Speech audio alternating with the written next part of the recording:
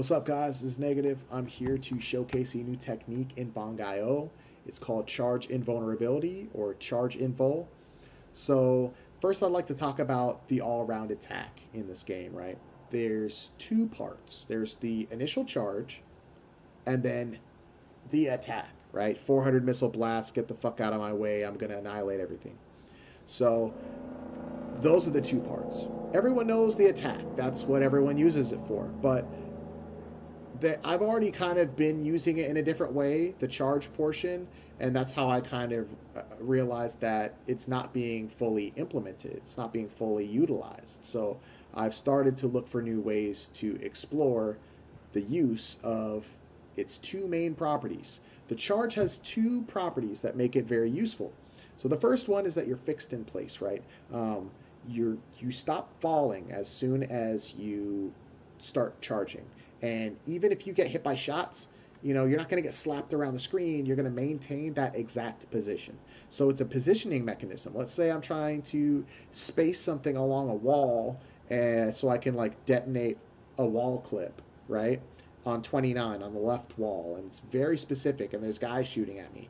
I can literally start charging, soak up the hits real quick, and then go back to positioning myself without having to worry about getting knocked out of position while I'm trying to set up the trick. So that's one thing that you can use. And it is useful to have the ability to maintain position without anyone messing with you. The second part, the more important part, the part that people have been using, is that you have invulnerability on the startup of your charge. So it's very lenient. I think it's like almost half a second of charge invul. So it's pretty cool. I think it comes out frame 1, to be honest. And I'm sitting here thinking, hold up. We've got a technique in this game where you can be invincible for half a second with, you can cancel out of it in one frame and then cancel back into itself again. And it doesn't cost anything. Like, you can do it anywhere at any time as long as you have 1 meter available, and it doesn't even use your meter. That's insane. Now, obviously, it's not really broken, right? Because you can't move around while you do it, right? If you're charging, you're not moving. So it would have been broken if you could literally move around and be invincible the whole time. It would have made the game a joke. So I'm glad that that's not the case. But it does have some important uses in a run. So basically, like, you can't be firing and you can't be moving while you do it. But what you can do is, like, the theoretical like limit on this, like tool assisted, you could literally sit in level 30 fruits for sale, and like let all the enemies just build up, and you could just be invincible the whole time. And like every half a second, you're vulnerable for 1 frame. That's nuts. But the reality of it, the realistic implementation, let me tell you how I used to use it, and let me tell you how I've started to use it. So I used to use it for laser walls, right? I've got a grid full of lasers. I'm trying to dash through that laser grid and destroy them. So like I typically did it when I was using all-round attacks in levels like level 44 and stuff like that. Well, basically I'm dashing through. I dash deep into the lasers real quick, hoping I don't bounce off at the beginning, right, and just get hit initially. But if I can get into that laser grid, now I start charging. I'm invincible to start. So one, I'm not going to get hit, and I can unleash my blast, and then I can start dashing again, get deeper, unleash my blast, and then you see what I'm saying? Like the one where it's like a million lasers all the way down, that's kind of how you do it. And I would use the invincibility of the charge to get further and further down without getting hit as much. But even if I did get hit, it wouldn't knock me out of position because I was already charging. So that's kind of how I used to use it. Nowadays, I've started implementing it in different ways. So some of those ways are like, let's say I have a detonatable wall, right? I've detonated it. Normally I have to maintain the optimal spacing so that I can dash at the wall. I'm dashing at the wall, and the explosions have retreated right as I pass by. but you don't want to get clipped by the remnants of the explosion, right? Because then you're going to get pushed backwards. You wasted a bunch of time. You got to start dashing again.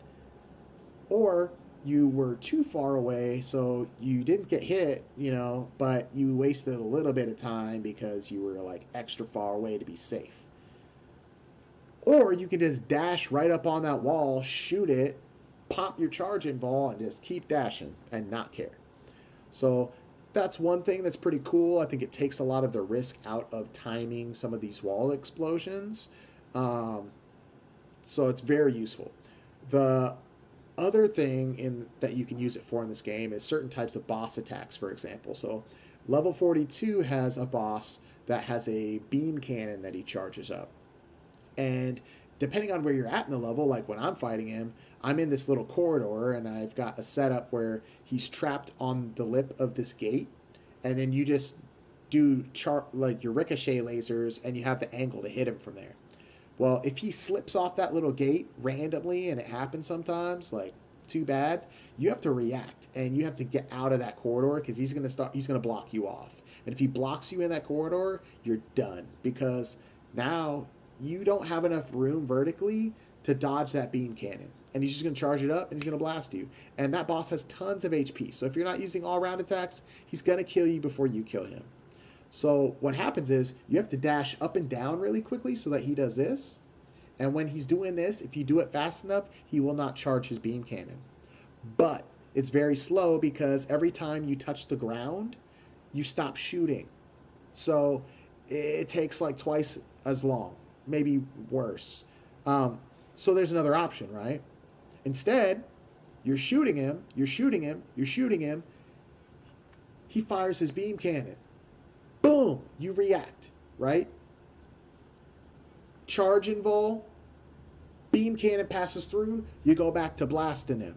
Like, that's the idea, is that, like, it increases the micro situation, right? It increases the skill, and it's another technique to add at the disposal of the Bangai-O runner. So I think it helps push the skill ceiling in a game that already has a pretty detailed micro situation control, because all shmups are, you know, very micro intensive. You're like dodging bullets and positioning yourself very specifically, switching between weapons. Like, it's already micro intensive, but now you've got the idea that you can fix yourself in place but gain invulnerability to have certain types of shots pass through you. So like, for example, in level 36, which is the danger room level, where there's like, you know, like the whole room is cordoned off into little sub rooms, and it all detonates together and unleashes hell, right?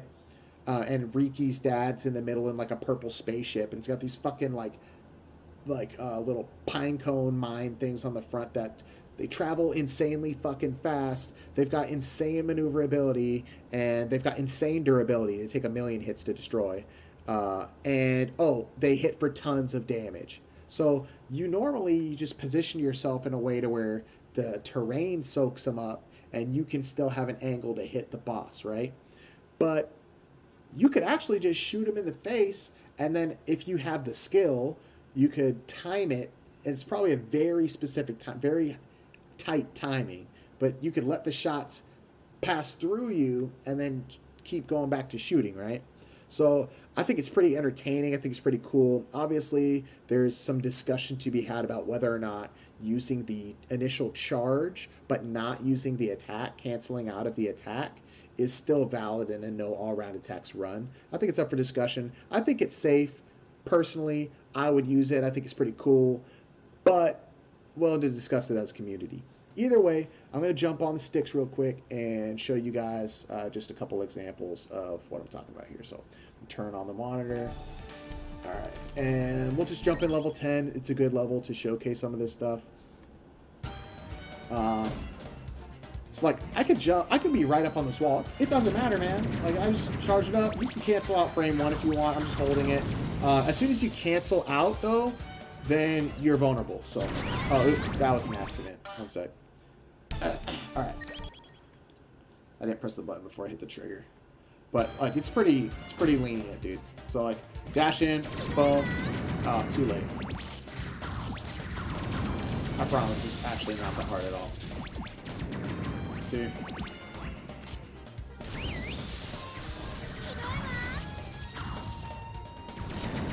Look at that. It's just easy, dude. And even if you do get hit, like, you're charging, so you're not going to get pushed back, right? It's fantastic. And look, you can do it.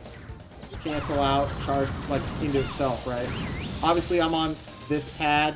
It's not very good at, like, trying to do that, like, because these two buttons that are really close together. But if I was on my Smashbox or something, dude, I just tap, tap, tap, tap, tap, tap, tap, tap, tap, tap. It'd be easy. So, pretty cool technique. Hopefully you guys dig it. Hopefully you can put it to some use. And I'll see you guys in the future. Peace.